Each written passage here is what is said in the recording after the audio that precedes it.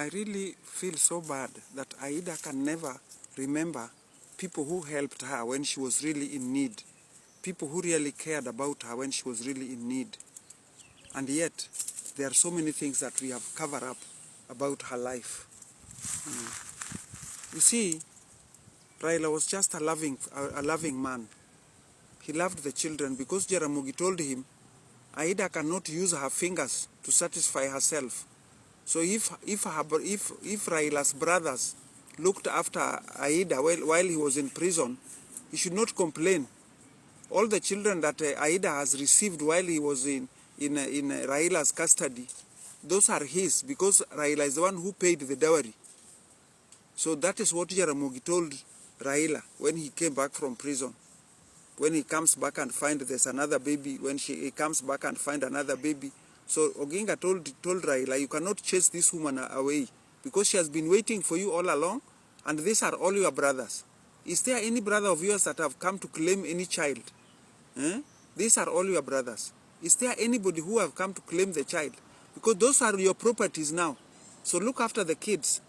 And that is what Raila have done. He has been looking after the kids of Aida, whether they are his or not his. He has been looking after them as his own children. That nobody could ever know that Aida had children elsewhere and brought the children to Raila. So I'm requesting Winnie, you cannot torture the children of Jaramogi. Like now, Agola's children, or Osewe's children, Gaudensia Dea's children, Susan's children. Tell your mom, please, tell her that Anyango have said you must release the title deeds and all the properties in Nairobi. Release the title deeds and the properties are in Nairobi. Release it to the Oginga Odinga's children. Because Gaudensia there has two kids there, I know. Susan has 2 children there, I know, that are now being ignored. Even during the funeral of Raila, none of them were being recognized. Aida has kept you people in the front line. Leadership. You should know that that leadership cannot come to you people because that leadership belongs to Joka Khan. So, Nyikwa Joka Khan, the children, like the children of Oburu, can get those leadership. Children of Gaudensia there can get those leadership. Children of Susan can get that leadership because the covenant between me and Jaramogi Oginga Odinga and Mary Juma was there. If I may tell you, that is why I'm telling you that Jaramogi Oginga Odinga, you people are trying to lock the gate of Jaramogi Oginga Odinga, but it is not going to be locked. I'm telling you the truth. The people who are trying to lock that gate by bringing all kind of bad omens there, that the grandchildren of Jaramogi will not be leaders, that Jaramogi Oginga Odinga's grandchildren will never be leaders. That is a lie. His children, his own birth children, like Gaudensia Dea's children, like Susan Odinga's children, they will get those leadership, whether you people like it or not. So don't waste your time. You are wasting your time. And those witch doctors are eating a lot of money from your mom. Advise your mother, Winnie. Advise her to give out the title deeds that belongs to Jaramogi Oginga Odinga's hand. They cannot fence the whole property of Jaramogi Oginga Odinga in Opoda and not giving Mrs. Osewe her right, giving Ms. Susan Odinga her right. It cannot be. Betty is there. She should also have a share of Jaramogi. She has been there. She has been the one looking after that home. She has to have a share.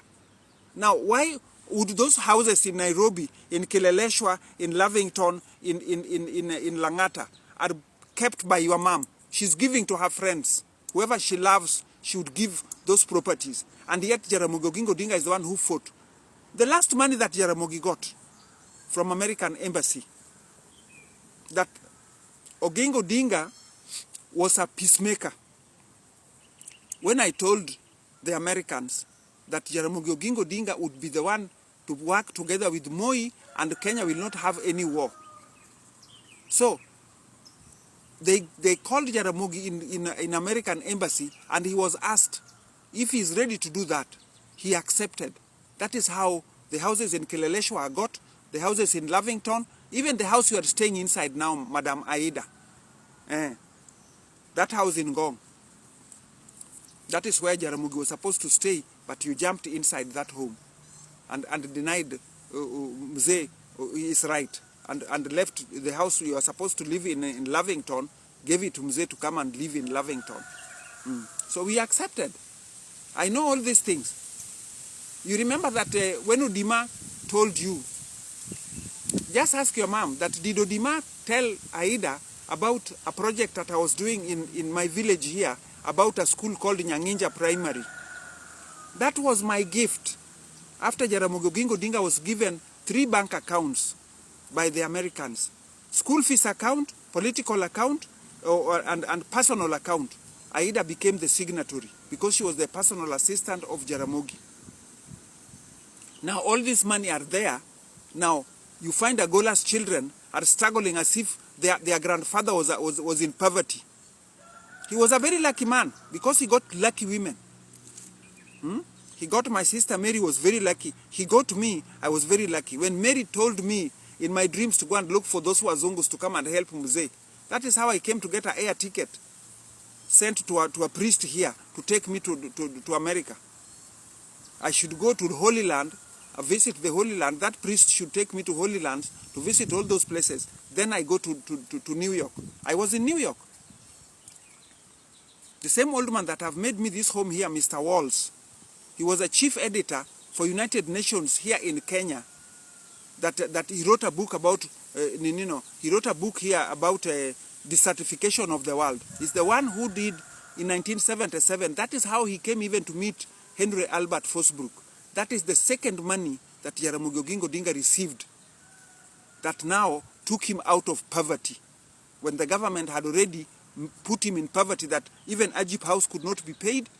Even his house in Milimani was auctioneers went in.